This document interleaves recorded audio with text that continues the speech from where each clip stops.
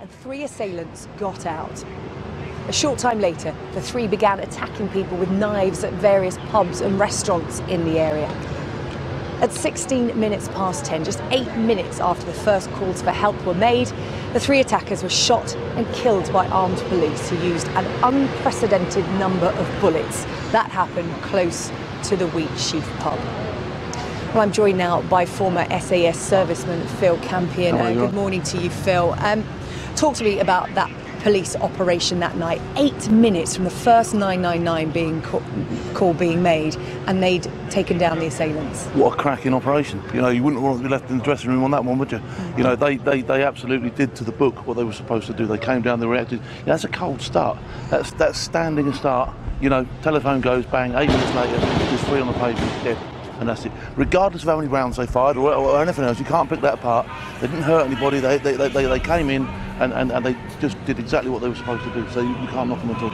Obviously, this kind of threat, this kind of attack is increasing.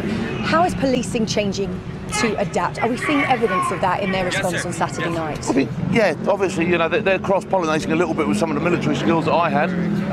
But I think now they're going to have to step up to the plate.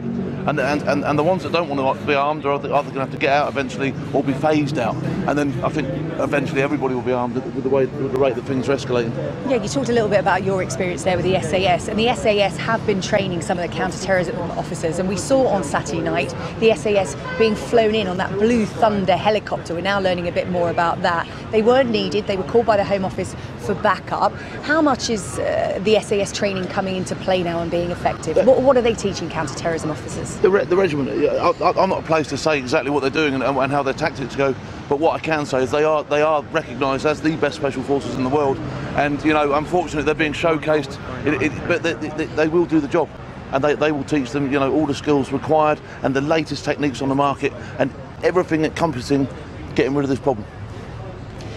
And in terms of what can be done, that is the big question that's being asked. The Prime Minister said enough is enough. What can be done to tackle this threat? Okay, Prime Minister, you're saying enough is enough. Right, we're saying enough is enough. Right, what you need to do now is you need to get these people that have been identified, get them off the streets. I'm not saying you've got to lock them up forever, but you've got to find out who's who. If you've identified them in any way, shape or form, you've got to get rid of them. You've got to do something about them. You've then got to look further into the problem. You've got to start thinking about, you know, going into the communities and finding out what's going wrong at grassroots level. These people are being indoctrinated somehow, okay, and whether it be online, you know, there's been no media bans on any of this stuff.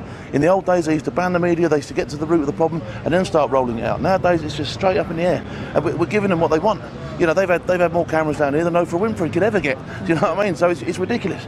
You're playing into their hands. You've got to absolutely nip it in the bud, put the media bans on, get on social media, get on top of them, drag them out their beds, call them in, you know, interrogate them, find out what's going on, you know, and then you can work from there.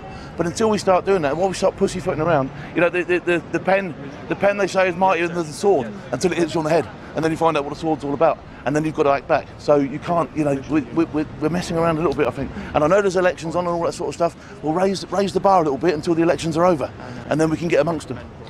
Is there any more the police can do? I mean, you talk about them from a standing start. Within 8 minutes, they took out those 3 assailants. But this kind of attack, frighteningly, may be becoming the new normal. And people are saying if terrorists take a van and a knife, they could attack anywhere. What more can police do? It's all going into, you know, how we nip it in the bud from the very beginning. Prevention is better than a cure. So that's why I'm saying if they've been identified, they've got to be removed. Okay, I'm not saying you keep them forever. I'm not saying, you know, but I'm saying you've got to remove the problem. These people are identified again. You know, it's emerging now that we knew who they were all along. Why were they there? You know, get rid of them. Bring them in. If it turns out that they are okay and they can be rehabilitated, then rehabilitate them and send them back out again. Until then, you're behind bars and you're segregated and you're incommunicado and you're not talking to everybody and whipping up this hatred pot. You're away from everybody else. And then, you know, you're removing, you know, putting that bad apple in the barrel, the old fun. You know, they all turn bad, don't they? So you've got to remove them. You've got to get rid of it. Okay, Phil Campion, very interesting to speak to you this morning. Thank you very much for coming down to see us. There you go. That was Phil Campion, their former SAS serviceman. You didn't frankly have the balls to put country before party.